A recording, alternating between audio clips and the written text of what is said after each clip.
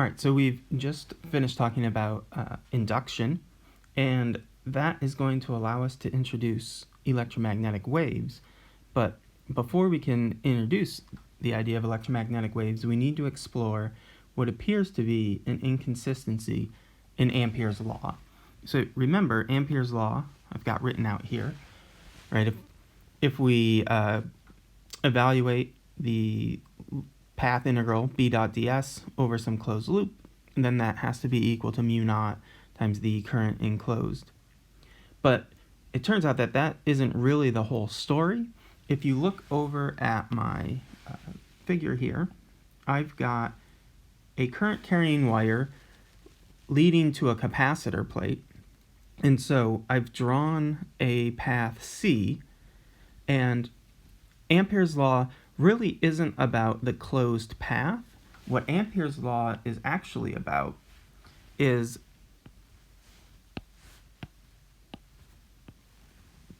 the surface that's bounded by that path. And so in this picture, I have two different surfaces. I have the surface associated with essentially like the disk of a circle, right? So that area S1 in blue, but there are an infinite number of surfaces that can be bounded by C, and so there's another surface that gets drawn here.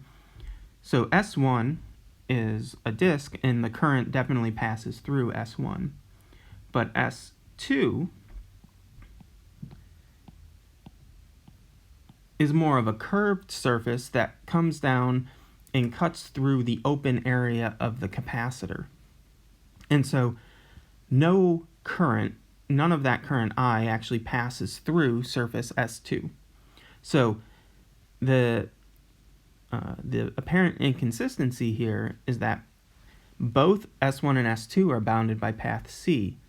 But if you use S1 as your surface, then you get this. You get that there is some current enclosed. So if you evaluate b dot ds, you'd get mu naught I. But if you use S2 as your surface, then you'd end up getting no current enclosed, and so you'd get a different answer depending on which open surface you use to evaluate Ampere's law. And so the obvious question is what's going on here, because it doesn't seem like that should be the case. We should get the same answer regardless of what surface we use. And so it was James Clerk Maxwell back in the mid-19th century who was working off of Faraday's law of induction and Faraday's experimental work that realized something extremely profound, and it's what allows us to come up with electromagnetic waves. Maxwell realized that Faraday had discovered that if you change magnetic fields, you induce or create electric fields. Maxwell realized that there's a symmetry there, and that if you are changing electric fields, then you should induce magnetic fields. And so that led Maxwell to introduce the idea of the displacement current. And the displacement current, which I've got defined right here, the displacement current essentially takes into account whether or not the electric field in a region is changing. And so this changes Ampere's law by adding an extra term into the expression. So this is critically important. Maxwell, again, realizes that changing B fields produce E fields, while changing E fields create B fields.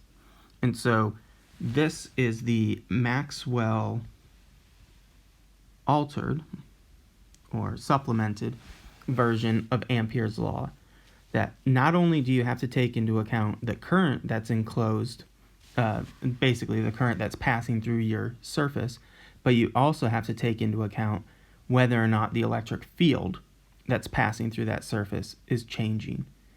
And so when you take that into account with our picture from above, what you end up getting is that if you evaluate surface 1, you end up getting B dot ds is mu naught I, because the current enclosed is I, and the displacement current is 0, because there was no electric field that was passing through surface S1.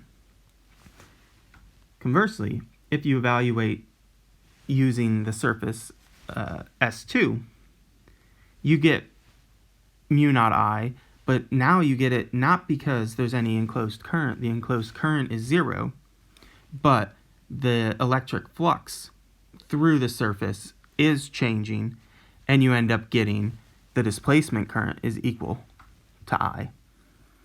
And so this change right here to Ampere's law is what's going to allow us to discover that electric fields generate magnetic fields, changing electric fields produce magnetic fields, changing magnetic fields produce electric fields, and these fields are self-propagating, and turns out they propagate in such a way that's consistent mathematically with a wave. Right, so that's where we're headed. So I mentioned where we're headed. How are we going to get there? Well, the first thing we're going to do is we're going to summarize all of our work so far. And the summary of our work in electromagnetism is essentially summed with what's known as Maxwell's equations. Right? And Maxwell's equations are the set of 4 expressions. Turns out all 4 of the expressions existed before Maxwell, and it was really just that change or addition to Ampere's law that Maxwell contributed, but it was a fundamental contribution, and it allowed, again, the development of this more fully realized theory of electrodynamics. So Maxwell's equations are, first off, Gauss's law. Second, an expression that doesn't actually have a name, but the implication here is that there are no magnetic monopoles. The third expression is Faraday's law, so what we've been using in the past chapter to talk about induction. And then the fourth equation is what we were referring to as Ampere's law, but we're going to call it the Ampere-Maxwell law now that we have this additional term, right, with the displacement current, or taking into account any change in magnetic flux or change in electric flux. We're calling that the Ampere-Maxwell law. So those 4 expressions are referred to as Maxwell's equations, and if you combine those 4 with the Lorentz force law, basically all of our electrodynamic problems that we would investigate can be analyzed using these 5 expressions. Maxwell's equations, which tell us about how the electric and magnetic fields are produced due to currents and charges and changes in fields. And then the Lorentz force law telling us how charges behave once they're placed in these electric or magnetic fields. Right. So, again, to reiterate, what the addition to Ampere's law that Maxwell made tells us that changing B fields create E fields, changing E fields create B fields. And this sets up our ability to realize that electromagnetic waves exist. And so I've got this image from the book where you've got an alternating current. So I've got a current carrying wire here, and the current is alternating, so you're getting essentially a changing current in that wire. And so you're going to be getting magnetic fields produced by that wire, certainly, but those magnetic fields are going to be changing because the current itself is changing. Well, so we've got one magnetic field line sketched here. I'm going to do those in pink. So you've got one magnetic field line sketched. Well, that changing magnetic field is going to induce an electric field, right? That will be changing because, again, the magnetic field is changing. Well, then that electric field that's changing is going to induce a magnetic field, which will in turn induce an electric field, and so on, and so on. And so this self-propagating electric and magnetic field is essentially described using the mathematical function of a wave. And so we're going to kind of work out how that comes about. So the first thing that I want to mention is that in free space, when we say free space, we mean no charges or currents present. If we're in free space, and this is what we're going to consider for coming up with the expression for electromagnetic waves, if we're in free space where there's no charge or current, then Maxwell's equations can get simplified. Right? If we look at these four expressions, there's charge in that expression, there's current in this expression down here. So if we're in free space, those terms that I circled are zero, and so Maxwell's equations become this. So there's no current and there's no charge, right? No free charge, no free current. So from here, we're going to launch into a discussion of how to get electromagnetic waves out of these four Maxwell's equations.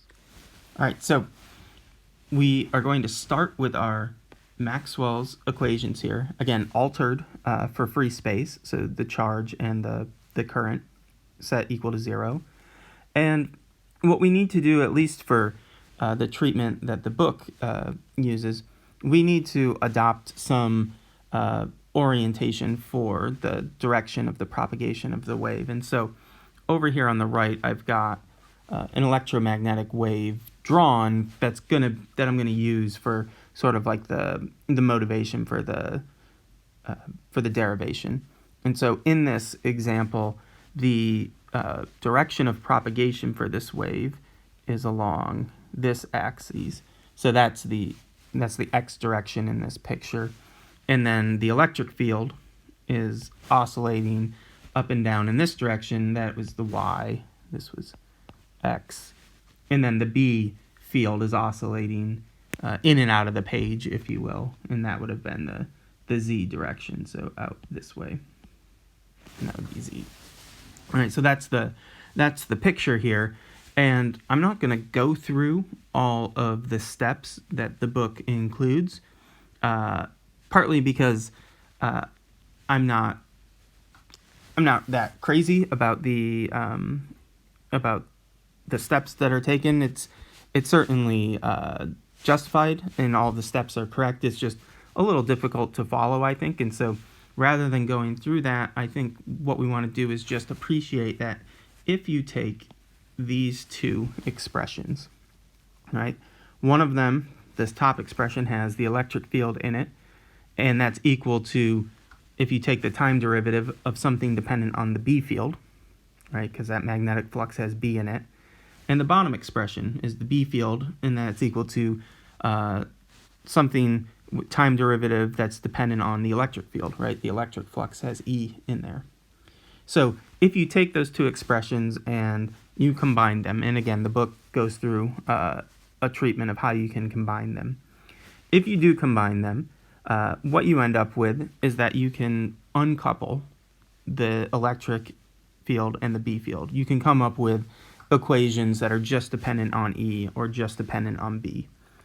And when you do that in the book, again, this is for a wave that I've sketched out right here that's propagating along the x-axis with the electric field oscillating in the y direction.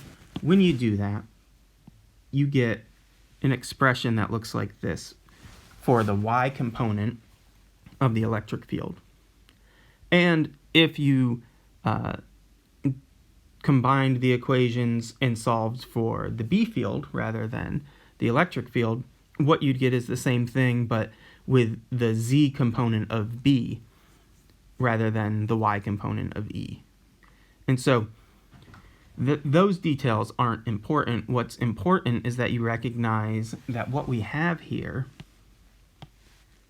we have a second derivative of our function with respect to position, with respect to x, and that's equal to some constant multiplied by the second derivative of our function with respect to t. And if we remember all the way back to the start of the semester, when you have that relationship where taking two spatial derivatives equals taking two time derivatives of your function, right, with some constant attached, that is the telltale mathematical relationship that your function behaves like a wave. So I've got the wave equation that we wrote out all the way back in Volume 1, Chapter 16, the expression for a wave. So this is a function that varies with position and time, and we have the exact same functional form here for the electric field. And again, we would have the exact same thing for the magnetic field as well. And so the thing that we want to appreciate, and this is what happened when Maxwell combined these expressions and realized, the electric field, the solution to the electric field is a wave. The solution to the magnetic field is a wave.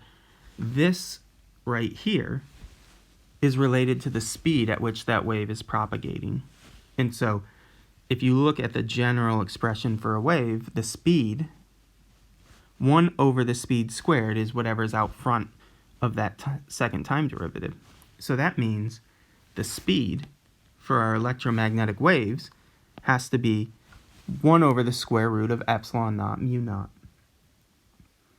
And of course, epsilon naught and mu naught are just constants, they're numbers, and so when you plug those numbers in, you get this incredible result.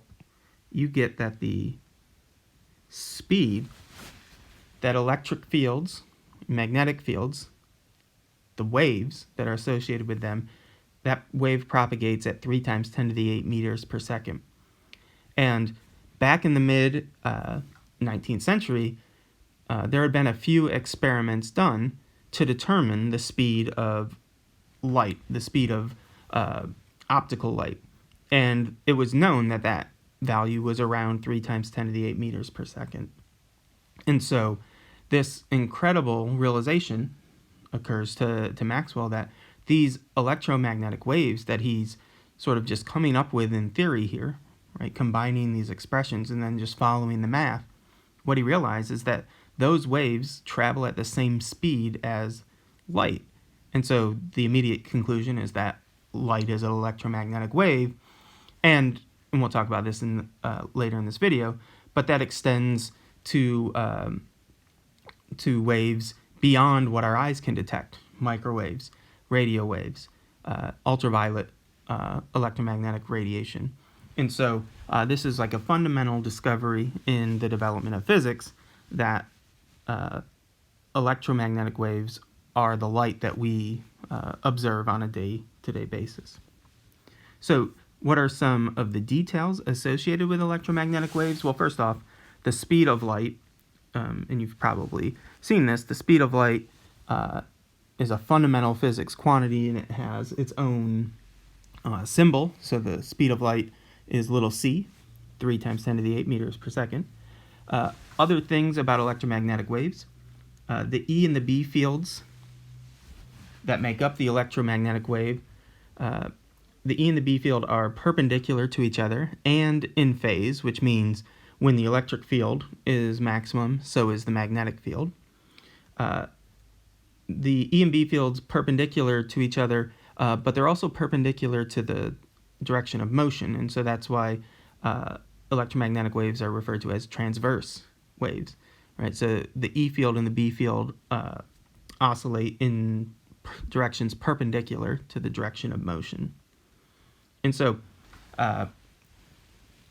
remembering back to how we can describe a wave in general, the electromagnetic waves for this example here, where the Y component was the electric field and the Z component was the magnetic field, we can have general expressions for that component of the electromagnetic wave, whether it's the electric field or the magnetic field.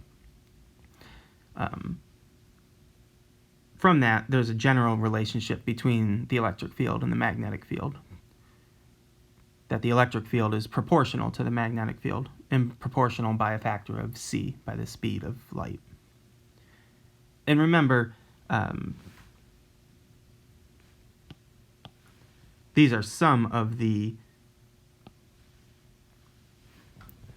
properties of waves that show up in this expression. Omega, the angular frequency, or the angular speed, frequency and period, how they're related, k, the wave number, related to the wavelength of the wave, and again the definition for speed. And so oscillating electric fields generating oscillating B fields that self-propagate. These things are waves. They travel at a speed of 3 times 10 to the 8 meters per second. Now this happens to be the speed of electromagnetic waves in free space or in vacuum. Turns out as electromagnetic waves pass through materials like glass or water or oil, the speed of light actually changes, and it turns out there's some frequency dependent on that speed. But in vacuum, in free space, the speed of light is constant for all frequencies or wavelengths.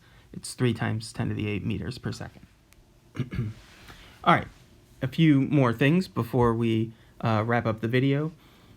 Electromagnetic waves transport both energy and momentum, and I'm just going to write down the expressions here. The most important thing to appreciate for our purposes is that electromagnetic waves do in fact transport energy momentum, and then these expressions below are how to quantify that.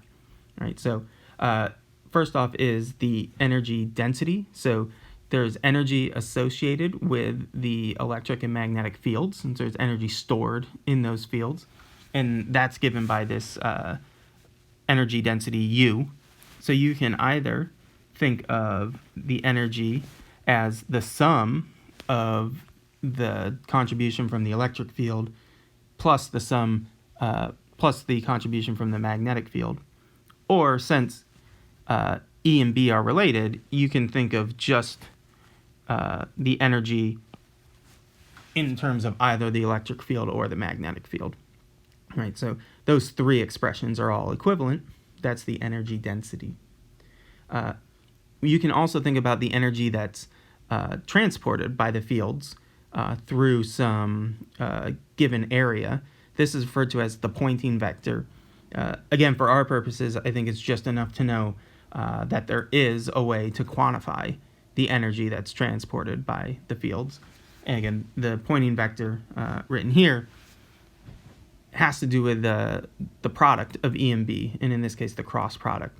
That cross product is telling us that the vector S is perpendicular to both E and B, which makes sense because E and B are both perpendicular to the direction of motion of the wave, right? So S is in the direction in which the electromagnetic wave is traveling, and so again, S gives a measure of the energy being transported through some unit area per unit time. And then lastly, there's momentum transported by an electromagnetic wave. And the momentum listed here is related to the Poynting vector. So just like the Poynting vector is a measure of the energy being transported, the momentum, multiplying the Poynting vector by mu naught, epsilon naught, you end up getting the momentum density of the wave. And since the Poynting vector is E cross B, then the momentum density is epsilon naught, E cross B. And so these 3 different expressions are different ways to describe the energy and or the momentum associated with an electromagnetic wave. All right. Now, the last thing that we want to touch on is the idea that there is an electromagnetic wave spectrum. So I mentioned this earlier, there's radio waves, there's microwaves, there's infrared waves, visible, ultraviolet, X-ray, gamma ray. all of those terms that I've just mentioned are electromagnetic waves. They're electromagnetic radiation. The only difference between each of those would be the wavelength of the wave, or the frequency of the wave, and the associated energy with those given frequencies or wavelengths. And so this figure from the book highlights some characteristic scale for those wavelengths, a depiction of whether or not those waves pass through the Earth's atmosphere.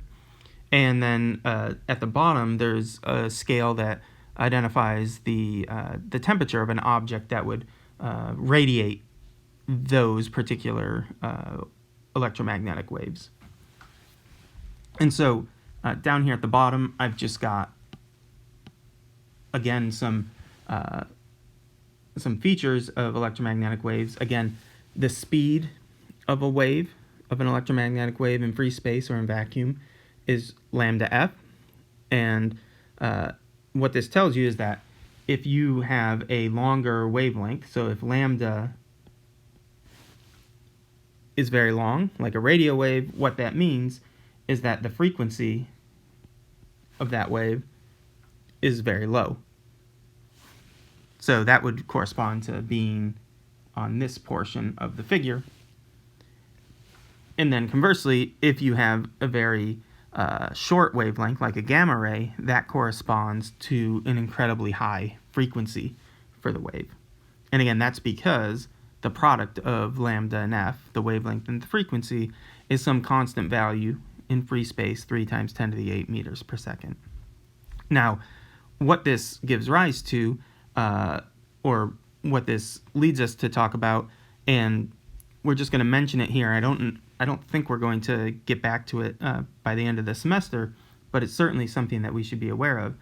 So we've been talking about electromagnetic waves, but it turns out that everything in the universe can be described both as a wave or as a particle.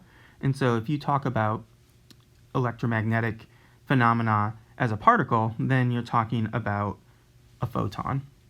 And so typically when you talk about the energy associated with an electromagnetic wave, typically the way to do that is to refer to the particle nature of light.